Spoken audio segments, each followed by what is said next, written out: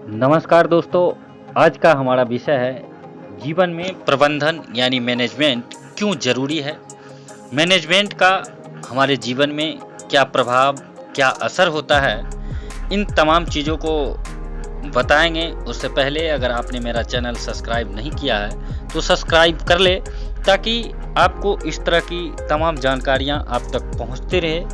यह जीवन एक खुली किताब है, लेकिन कोई भी किताब तभी किताब कहलाती है जब वह कई पन्नों से संग्रहित होकर एकजुट हो जाती है। वरना एक पन्ने की क्या विषाद, वो यूं ही कहीं फरफराता रहता, इधर उधर फाइलों टेबलों पर डोलता रहता।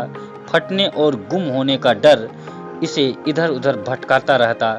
लेकिन जैसे ही पन्ने किताब की शक्ल ले लेता है, वैसे ही बहुत को सिमट कर साफ साफ होने लगता है। सच तो यह है कि एक धागे में बंधकर लूटे हुए बंजारे पन्ने पन्ने नहीं रह जाते, किताब का रूप इख्तियार कर लेते हैं। यह एक धागे से गुजरकर फूल फूल नहीं रह जाते, माला बन जाते हैं। बंध यदि सुनियोजित हो तो एक साकार रूप ले लेता है। ठीक वैसे ही जैसे यदि हाथ सधे हुए हो तो हथौड़ा छेनी की चोट से पत्थर मूर्ति का रूप ले लेता है। प्रबंधन और कुछ नहीं, चारों ओर फैले इस विस्तृत जीवन को एक सुसज्जित ढंग से जीने का नाम है। कई लोगों को प्रबंधन करना बोझ लगता है। उन्हें लगता है कि प्रबंधन से जीवन में एक तरह की बंदिश लग जाती है, स्वतंत्रता में एक प्रकार का अवरोध पैदा होता है। उन्हें नियम कानून कायदे तथा समय आदि में बंधना अच्छा नहीं लगता है। ऐसा करना उन्हें मन की मर्जी के खिलाफ जीना लगता है, जबकि ऐसा नहीं है। प्रबंधन शब्द में बंधन का स्वर अवश्य है, पर इसका अर्थ किसी बंदिश या रुकावट से नहीं है, बल्कि प्रबंधन तो जीवन को नई खिलावट देता है।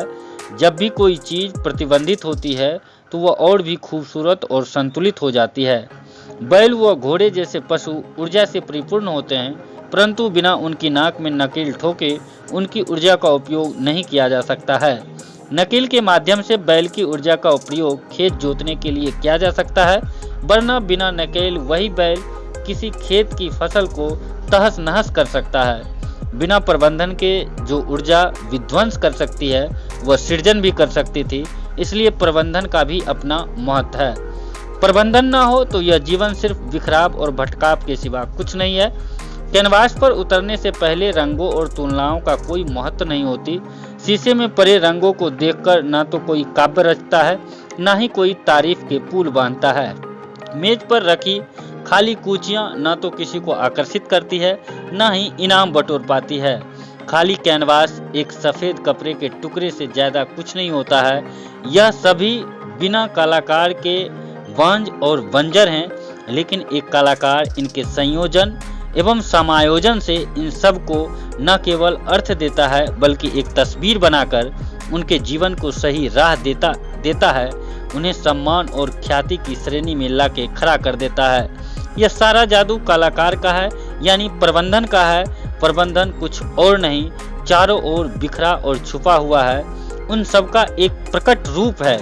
इसलिए प्रबंधन करने के लिए गहरी आंख चाहिए, सूझबूझ, धैर्य और ध्यान चाहिए।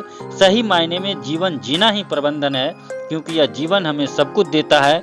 इनमें सुख भी छिपे हैं और दुख भी छिपे हैं, लेकिन इस मिले हुए जीवन से सुख को अलग कर देना ही अच्छे प्रबंधक की पहचान व लक्षण है। तो दोस्तों, आप अपने जीवन में भी प्रबंधन को अपनाएं।